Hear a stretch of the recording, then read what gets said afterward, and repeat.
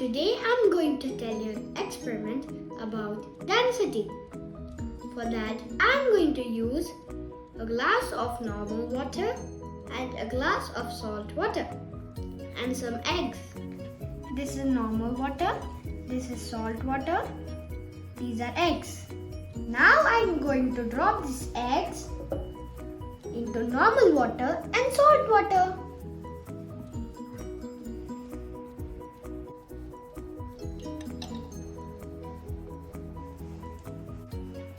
The egg in normal water sank and the egg in salt water is floating.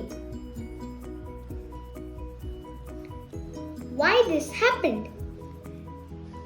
The egg's density is more than the normal water, that's why it sank. And the egg's density than the salt water is less, that's why it's floating. Hope you like the experiment.